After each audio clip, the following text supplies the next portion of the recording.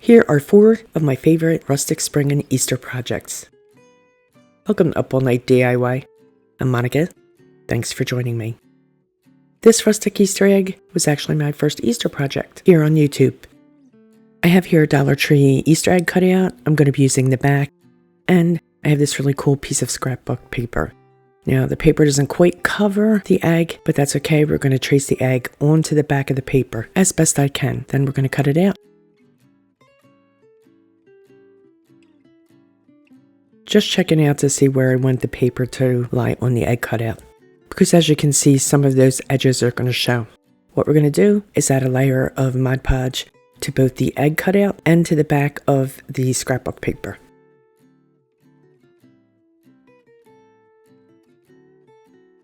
And now I'm going to position that paper exactly where I want it to go. I'm not really going to worry about wrinkles or creases or anything, because I want this to look antique, so that's going to play in our favor. You know what I'm saying? Once I get it where I want it to go, I'm going to give it a top coat of Mod Podge. We'll set that aside to dry, and I'm going to come in and hit the edges of my Happy Easter banner, which I printed out on some cardstock. I'm just going to hit that with some of the antique medium, to grunge it up a wee bit.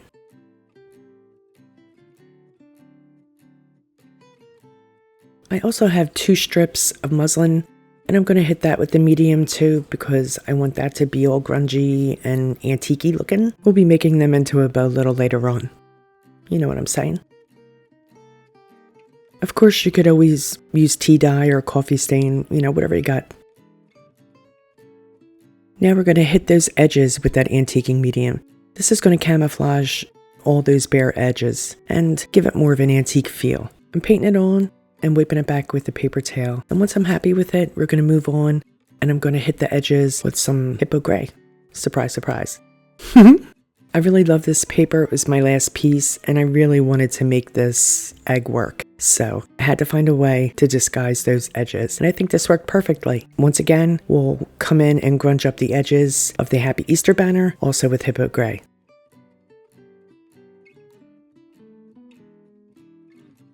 And of course, our strips of muslin are going to get some of that hippo as well. I have here some furniture webbing, and I'm going to cut it so that it slightly overhangs the egg, and then we're going to dovetail the ends. Once that's done, I'm going to attach it along the bottom of the egg with some hot glue. I'm also going to hot glue the Happy Easter banner across the front of the webbing. Cute, right?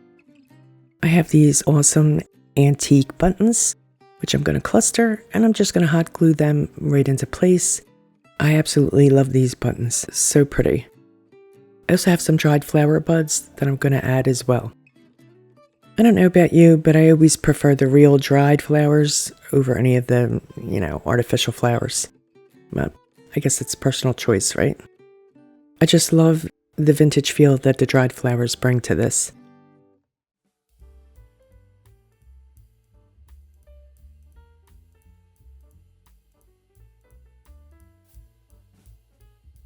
On the back side of the egg, I'm going to poke a hole right through the paper where the original hole is.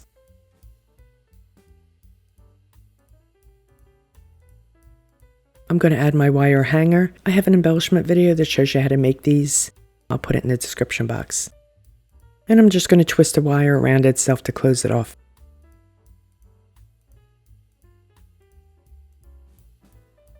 To make the bow, I lay the fabric strips one on top of the other and loop it back and forth on top of itself twice. I'll fold it in half to find the center, and then I'm going to twist a piece of chenille stem around the middle of it to hold the loops in place. We'll fluff it out a wee bit until we're happy with it. I'm just separating those loops one from the other. And then we're just going to twist the bow onto the wire, and that's it. We're done. I love the way this turned out. I think it looks very vintage and antique-y. This was all stuff I had in my stash, except for the Easter egg. I bought that at the Dollar Tree back in the day when it only cost $1. But I love the way this looks. Let me know what you think. DIY 2 is my faux vintage bunny pull toy. He's based on a vintage toy that I saw and I just loved him. So what I did is cut him from 1/4-inch plywood with my scroll saw, including 4 wheels. This guy's going to be stationary. He actually won't roll, but Dawn over at Shabby Meets Bling, she recently did an actual rolling bunny toy with articulating arms. So I'm going to link her video in the description box for you. You got to see it. Right, so I'll base coat all of his fur with 2 coats of Ceramcoat Oyster White, including the edges. This guy's going to be double-sided, so everything I do on this side, I'll repeat on the other.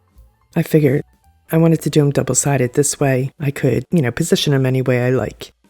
Okay, so we'll get his wee feet covered there, and of course his cotton tail. And here comes my jumping subscribe bunny. Forgot about him. His pants get 2 coats of Ceramcoat Hippo Gray. Hippo Gray.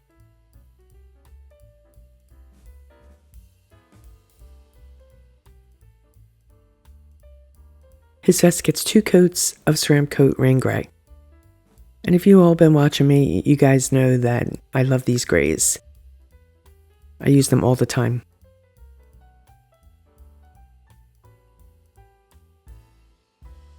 I want to add my tattered Harlequin stencil, so I just taped off any area that I didn't want, to get the paint on.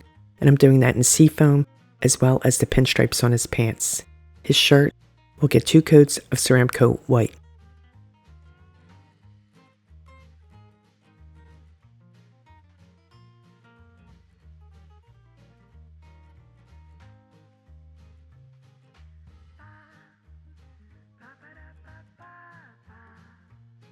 Okay, here's my bunny sketch, which I'm going to keep handy because I'm going to add all of the details. I'm just lightly penciling them in, and then we're going to come back in with some paint. With a liner brush and Ceramcoat Sand Dune, I'm going to fill in all of the details on his fur.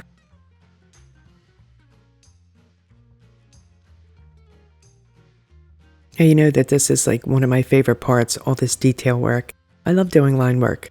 I mean, all the fun is in the detail. Am I right? The actual original antique toy was in blues and reds, and I think some yellows, but I wanted to make this so that it matched my decor.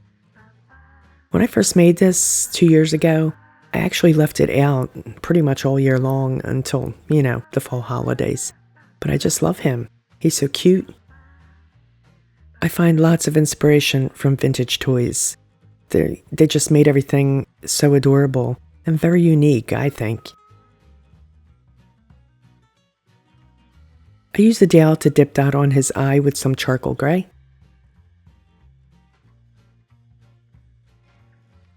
I'll use Ceramcoat Seafoam for all the details on his shirt.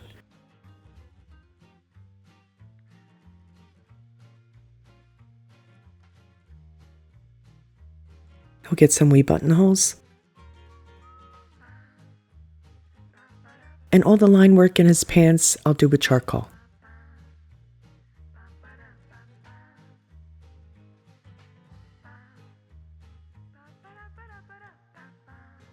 His eye will get a wee white line highlight. And since I have the charcoal on the go, I'm going to paint all of the wheels, both front and back. With Folk Art Float Medium, let's get some shading done. The clear gel is the medium, so I'm going to apply a heavy coat onto my brush to prep it. I scoop some of the paint onto the corner of my brush. I stroke that on the plate to blend the medium and the paint together. This paint is old parchment. I'm not even sure they make this anymore. With the paint corner to the edge of my bunny, I'm going to float right around the edge and basically anywhere where I want a shadow. Now I realize it's very hard to see this color on camera. It is very subtle, which is great in person, not so great for the camera. But once it's dry, it's much more visible. All of the fur will get floated with this old parchment. I like to add layers to my shading, so I'm going to come in this time with seafoam. And again, I'm going to put this anywhere where I'd like to see some of that seafoam.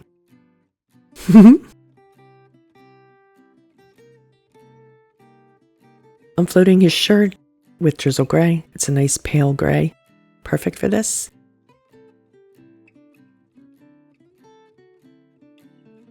And you can see I'm kind of reinforcing where all that detail work is, just to add a little shadow. I'll float his vest with Hippo Gray.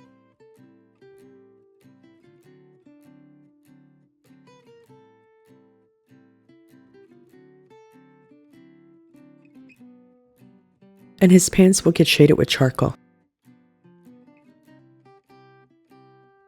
I'll shade completely around the edge of the bunny, very lightly, with charcoal. I think that this adds definition and a little bit of grunge, giving him more of a vintage look.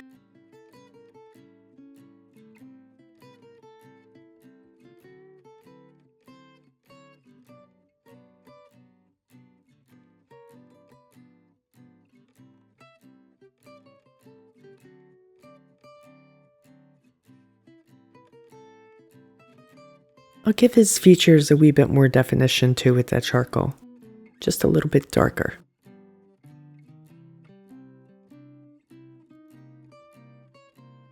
Now I'll get some white highlights, and again, I load my brush the same way I do when I'm shading, except this time I'm highlighting.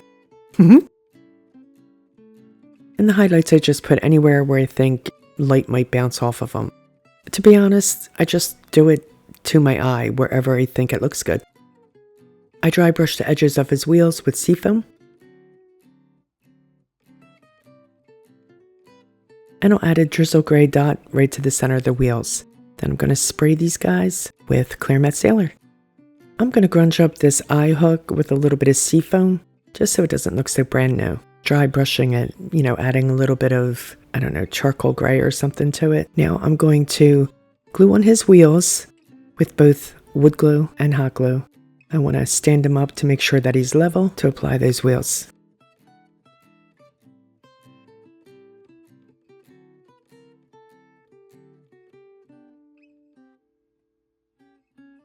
Here's our grunged up eye hook, and I'm going to add it right to the front of him here, so I'll just draw a pilot hole and screw that eye hook in place. I painted wood bead with seafoam, tied it to some baker string, and I'm just going to tie that right on to that eye hook.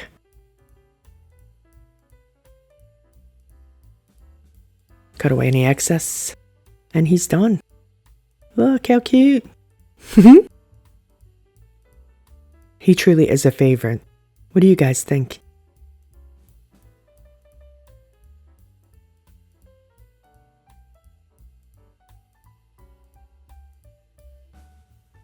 DIY 3, Bunnies in a Candle Box. I've cut the same bunny 3 times in Graduating Heights from MDF, and what I'm going to do is give them all a base coat of white. We only really need 1 coat because we're going to cover them with tissue paper. And what I did in this project is I tried 3 different methods of applying the tissue paper to see which one I liked best. I'm going to give my bunny a healthy coat of Mod Podge. I'll lay my tissue paper gently down over top of the bunny and burnish it very gently so I don't rip it. Isn't this pretty? I'm going to add a top coat of Mod Podge. To remove the excess paper, I'm going to wet a paintbrush and dampen the tissue paper right along the edge of the bunny, and then I'll gently tear that excess paper away. Now right here, I accidentally do remove too much of the paper, but that's okay because we'll sort that out later. But this does actually work pretty well.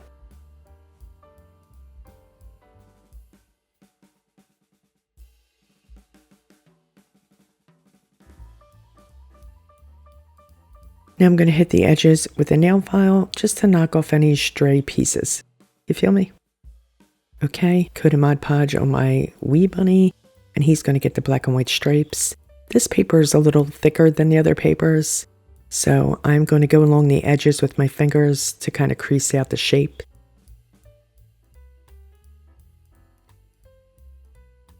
There's the subscribe bunny again.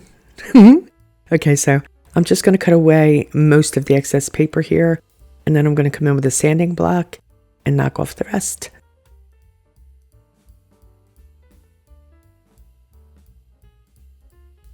And now he gets a top coat of Mod Podge.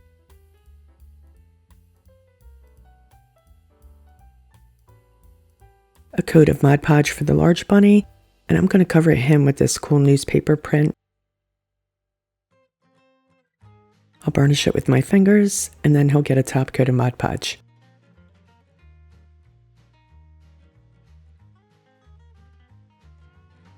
I'm going to cut away most of the excess, but I'm going to use the burn method here. This was actually the first time I ever did the burn method, so I did have a couple water handy just in case. We'll get that cropped close. The story is the fire will not burn where the Mod Podge is, so we're going to give that a go. Yeah, so, just be careful. It's fire. Make sure you have water handy. Otherwise, it's pretty easy. And it does work. The fire will not catch where the glue is, so the Mod Podge does not burn.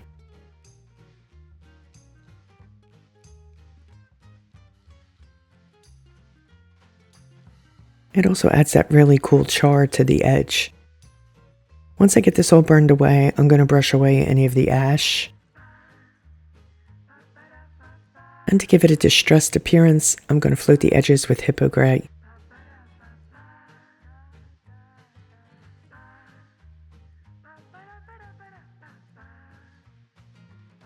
This will also hide any flaws with the paper, if it didn't rip exactly how you want it to or whatever. So we're going to do it to all 3 bunnies.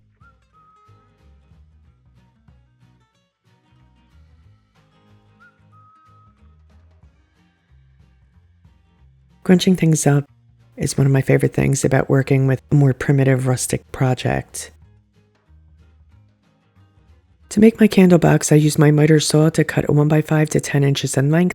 This will be the base of my box. I then cut a 1x2 into 5 pieces. I cut the front of the box 10 inches long, both sides are cut to 4 inches long, and I've cut the back into 2 pieces because I want a space back there for the wire of my candle. So with wood glue, I'll connect the side pieces to the front piece, lining them up edge to edge. Now these bits of wood are a bit warped, so it won't be perfect, but we'll make it work. No worries. Once those pieces are dry, I'm going to glue them to the base, and I'll let that dry. And I'm just using a good quality wood glue here.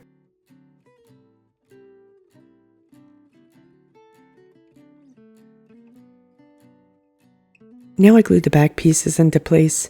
These pieces are the wonkier pieces, that's why I put them in the back. As I mentioned, I cut the one shorter so that the cord will easily fit, where I want it to go. And I want to say I left about an inch gap between those 2 pieces. So we're just going to attach them, same as before. While we wait for that glue to dry, let's make some embellishments using silicone molds and hot glue. My embellishments will be hinges and a keyhole. And I'm just going to fill up the mold with some regular old hot glue, tap it on the table to level it out. They only take a minute to set. Once they're set, they'll pop right out of the mold. Made 4 hinges and a keyhole. First I'm going to paint them all with a coat of rain gray, and I'll set them aside to dry. I want to use some crackle medium on the box, so first I'm going to add some Hippo Gray in areas that I want to crackle. Now I will say that I should have used a lighter gray here because the Hippo Gray is too close to the charcoal top coat. So you really can't see the crackles as good as you could have if maybe I used a lighter color.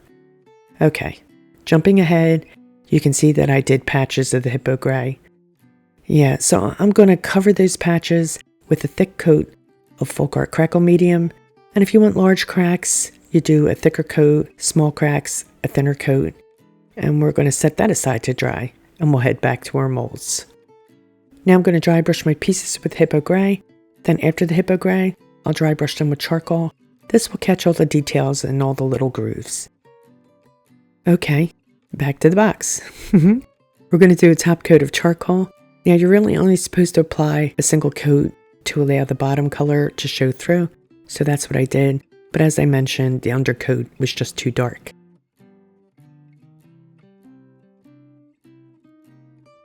Okay, so As I said, I can see the crackling, but you really can't see it on camera, and it's just too dark. Since I'm not really getting the contrast from the crackling that I'd like, I decided to dry brush some patina on the hardware with seafoam, and I'm also going to dry brush the box with the seafoam as well. Why not, right? We need a little aging here, since the crackling was a dud. I glue the hardware molds into place. I started with craft glue, but then I just switched to hot glue, much quicker and easier.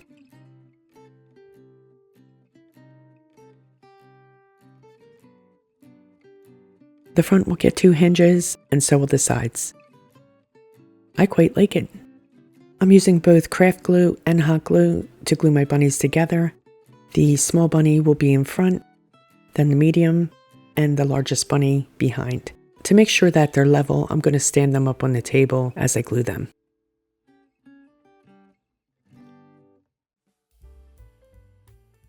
Oh, you can almost see what I'm doing there. Sorry about that. I cut a wee notch at the bottom of the center bunny so that I can run the candle wire through it. And I'm going to line up that notch on the bunny with the gap in the back of the box.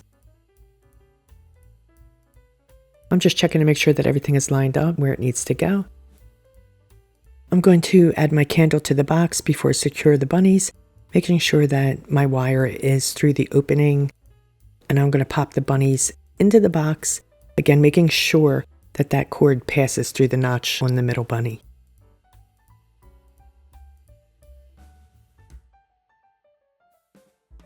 I add a wee bit of hot glue along the back where the large bunny meets the box.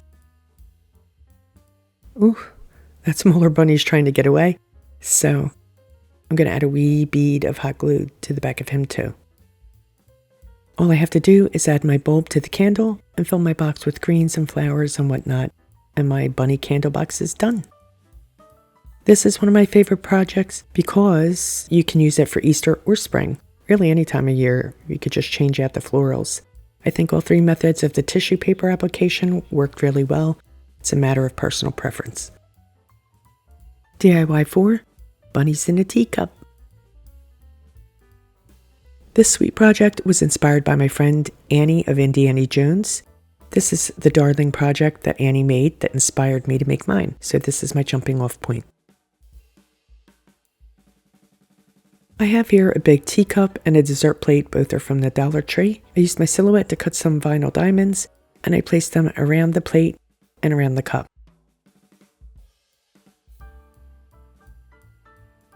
I'm going to paint the bottom of the plate and the inside of the cup with black spray paint. Then I'll do the other side with white spray paint. Let's get at it. Okay, so we're out back, and I'm going to start by painting the inside of the cup and the bottom of the plate with the black spray paint. This is bumper and trim black spray paint that I picked up at Home Depot for a couple of bucks. As you can clearly see, this is my spray paint table. It's an old table and it's kind of junky, so I don't bother to cover it. Just as I started with the white spray paint, my camera battery died. Sorry about that, but you get the idea. So my next issue was as I was peeling off the vinyl, the white paint began to peel with it. It wasn't too bad on the cup, as long as I took my time. Now, I've done this before and I didn't have this problem, so I don't know, maybe it was the paint brand, not really sure. The plate was a bit more difficult and it did get a bit jacked up, but I decided, you know what, I'm just going to go with it. I want this to have a vintage flavor, so I'm running with it. I just took my time peeling up the rest of the vinyl. I decided to add some black ink to just dress it a wee bit, you know, take advantage of the less than perfect appearance. So I'm just going to use a cosmetic sponge and kind of dab the ink around the edges of the plate and to the inside of that little well of the plate too. There was a wee bit of overspray of black spray paint on the cup handle, which I'm digging, so I'm going to try to mimic that with the ink like I did on the plate. I'm not going to go crazy, I'm just adding a wee bit here and there.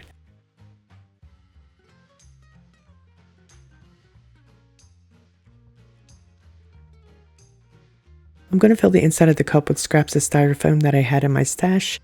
And I'm just going to add some Dollar Tree moss to the top and into all the gaps. I'm not going to glue it because I'll be reusing these items. This will work fine.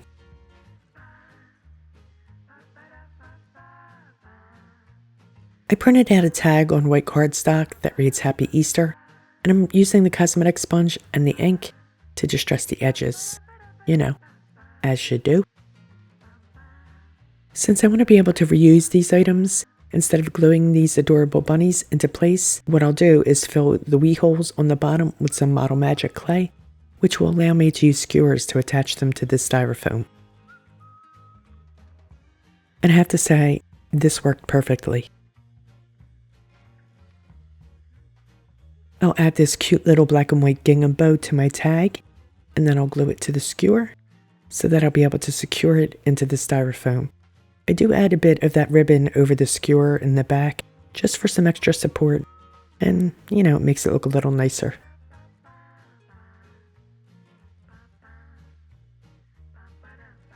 I'm going to push the tag into the back of the cup there.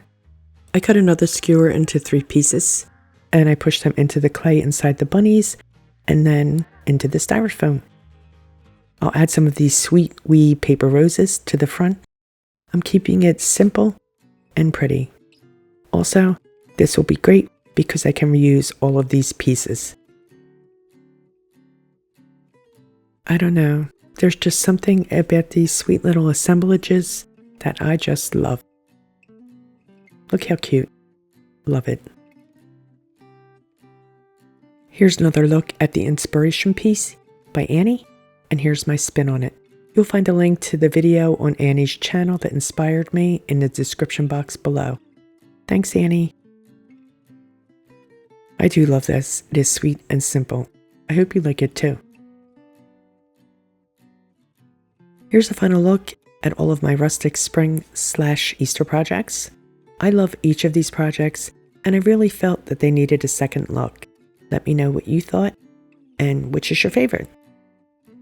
All supplies will be listed below, and I'll also have several links in the description box for you for the videos that I referenced. Please like, share, comment, and subscribe and all that good stuff. Stay creative, my friends. Thanks for hanging with me. See you next time. Up all night with Monica.